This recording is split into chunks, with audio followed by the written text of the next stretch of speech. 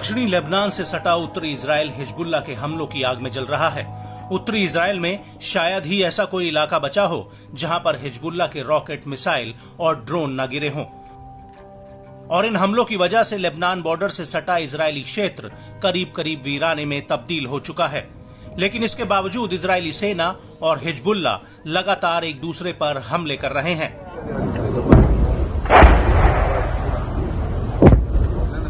हालांकि आईडीएफ रक्षात्मक मोड में है, जबकि हिजबुल्लाह आक्रामक होकर हमले कर रहा है। हिजबुल्लाह के हमलों की वजह से इजरायली सेना को इस इलाके में बहुत बड़ा नुकसान हो रहा है। और अब इसी कड़ी में हिजबुल्लाह ने 6 अगस्त 2024 को उत्तरी इजराइल के ऊपर कई सिलसिलेवार हमले किए हैं, जिससे इजरायली सेना को जानमाल का सबसे ज्यादा नुकसान हुआ है। दरअसल इस बार हिजबुल्लाह ने कैला बैरक्स में बने इजराइल के एयर और मिसाइल डिफेंस सिस्टम पर ताबड़तोड़ तरीके से बमबारी की है।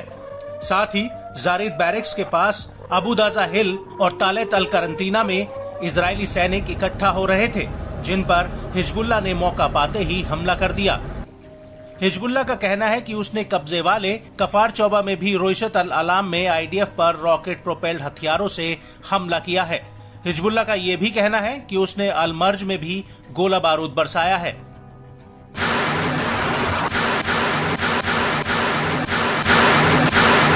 सबसे बड़ी बात यह है कि इन हमलों से पहले हिजबुल्लाह ने इजराइल की गोलन ब्रिगेड के हेडक्वार्टर्स पर एक बहुत बड़ा ड्रोन अटैक किया था। यह हमला शारगा बैरक्स की इजोक 621 यूनिट में बने गोलानी ब्रिगेड्स के हेडक्वार्टर पर हुआ था।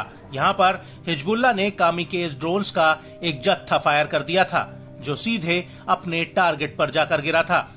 इस हमले को लेकर हिजबुल्लाह का कहना है कि यह अटैक एकदम सटीक रहा है और इस अटैक में आईडीएफ को भारी नुकसान भी हुआ है।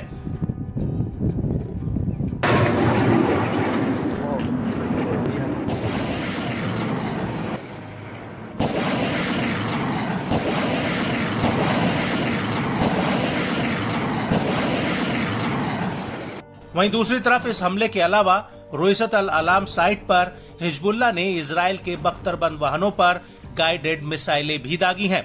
हिजबुल्लाह के मुताबिक ये मिसाइलें सीधे आईडीएफ के वाहनों पर जा गिरी, जिसमें चालक दल या तो मारा गया या फिर घायल हुआ है। हिजबुल्लाह ने इस हमले को लेकर एक बयान भी जारी किया है, जिसमें उसने कहा कि पहले तो उसने कब्जे वाले शीबा फार्म्स में आईडीएफ पर निगरानी रखी और जैसे ही इजरायली सेना की गाड़ियां हमले वाली जगह पर पहुंची तो उनके ऊपर अटैक कर दिया गया।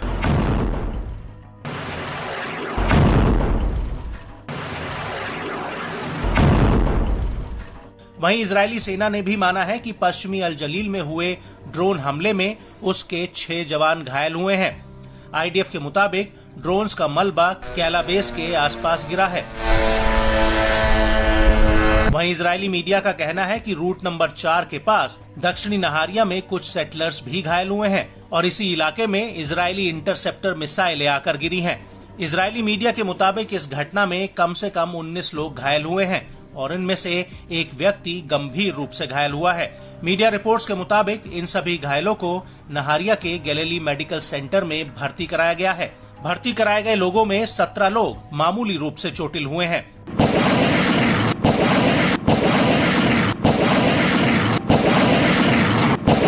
और बड़ी बात यह है कि अब आईडीएफ ने भी मान लिया है कि इजराइल की एक इंटरसेप्टर मिसाइल फेल होकर नीचे गिरी थी, जिससे यह इलाका प्रभावित हुआ है।